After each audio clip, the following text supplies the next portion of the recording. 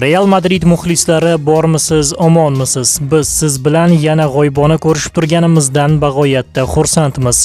Videoga albatta Real Madrid uchun like tugmasini bosib qo'yishni unutmang. Biz ushbu roligimizga atiga 300 dona like yig'ishimiz kerak. Bugun ham eng qiziqarli xabarlarni to'plab qo'yganmiz. Demak, siz tayyor bo'lsangiz, unda biz boshladik. Real Madrid Vinicius bilan uzoq muddatli shartnoma imzolaydi. Madridliklar hamda futbolchi yangi bitim bo'yicha kelishuvga erishgan. Real Madrid klubi braziliyalik hujumchi Vinicius Junior bilan shartnomani uzaytiradi. Bu haqida ESPN nashri xabar bermoqda. Manbaga ko'ra, Vinicius madridliklar bilan yangi bitim borasida kelishuvga erishgan va shartnoma 2030-yilning yozigacha mo'ljallanadi. Shuningdek, futbolchi yiliga 20 million yevro maosh oladi. Bonuslar bilan bu raqam 30 million yevrogacha ko'tarilishi mumkinligi aytilmoqda. Avvalroq ommaviy axborot vositalarida braziliyalikka Saudiya Arabistonidan katta takliflar borligi xabar qilingan edi. Riyodning Al Hilol klubi futbolchi uchun 1 milliard yevro sarflashga tayyor ekanini bildirgandi.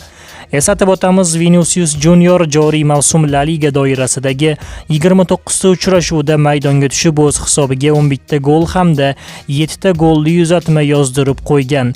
Uning amaldagi shartnomasi 2027-yilning iyun oyida yakunlanadi. Transfer Market portali futbolchining qiymatini 200 million yevroga baholamoqda.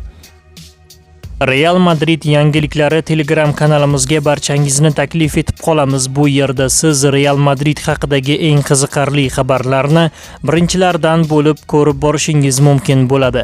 Gollarni ham muntazam ravishda joylab boramiz. Telegramga o'tish manzili kommentariyada. Real Madrid yulduzi jamoada o'ynagisi kelmay qoldi. Real Madrid hujumkor futbolchisi Rodrigo Goes murakkab ahvolga tushib qoldi. O'tgan 2 mavsum davomida jamoaga Jude Bellingham va Kylian Mbappening qo'shilgani braziliyalik futbolchiga salbiy ta'sir o'tkaza boshladi. Bu mavsum 24 yoshli futbolchi ikkinchi planga o'tib qoldi va buning oqibatida yozda o'ziga o'yin amaliyotini kafolatlaydigan boshqa klub topmoqchi. Marca nashrining yozishicha, universal hujumchi Realda o'ynagisi kelmay qolgan. Bunga uning jamoadoshlari bilan munosabati buzilgani ham ta'sir o'tkazgani aytilmoqda. Real Madrid rahbariyati ham Rodrigoni mo'may daromad evaziga qo'yib yuborishga tayyor. Mutasaddilar o'yinchi uchun 100 million yevro tikadigan klub bilan transfer masalalarini muhokama qilib chiqishga rozi ekanligini ma'lum qilgan. Rodrigo bu mavsum Real Madrid safida 50 ta uchrashuvda ishtirok etib, 13 ta gol va 9 ta assist mualliflik qilgan bo'lsa-da, jamoaning asosiy hujumkor o'yinchilari vazifasini Kylian Mbappe, Vinicius Junior va Jude Bellingham bajarib kelmoqda. Xabi Alonso Real rahbariyatiga o'z rejalarini ma'lum qildi. Klub rahbariyati mutaxassis taklif qilgan himoyachilarni sotib olish uchun 100 million yevro ajratmoqchi. Madridning Real klubi yangi bosh murabbiyiga aylanishga yaqin turgan Xabi Alonso 2 nafar himoyachi bilan shartnoma imzolashni istamoqda. Bu haqida Sport S nashri xabar bergan. Unga ko'ra, ispaniyalik mutaxassis Madrid klubi rahbariyatiga o'zining transfer borasidagi rejalari haqida ma'lumot bergan.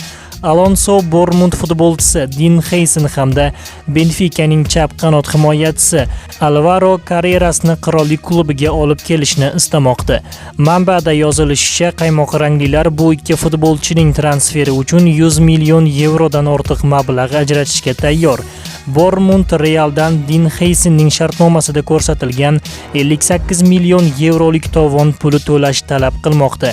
Shuningdek, Carrerasning ham Benfica bilan shartnomasida 50 million yevro to'lash shart deyilgan band mavjud.